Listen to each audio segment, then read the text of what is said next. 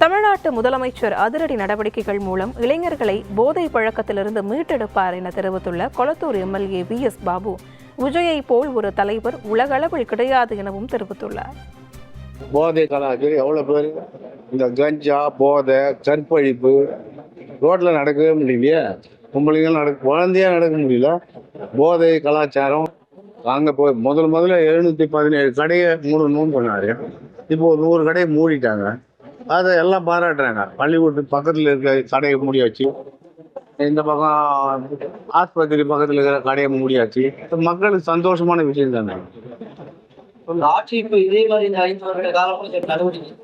தொடரும், தீவிரமாக தொடரும்.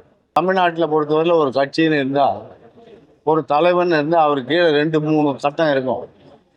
ஒரு தலைவன் கூட 2வது கட்டம், 3வது கட்ட தலைவர் இருப்பான், 4வது கட்ட தலைவர் இருப்பான். அவங்க தான் இயக்குவாங்க. அதில் எல்லாம் இந்தியாவில் இருக்கிற 26-27 ஸ்டேட்லேயும் அது மாதிரி தான் நடக்குது. ஆனால் உலகத்திலேயே ஒரே கட்சியில் ஒரே தலைவர் இருக்குதுன்னா அந்த தமிழக வெற்றி கழகத்தினுடைய தலைவர் தான். உண்மையா நான் சொன்னது புரியுதா?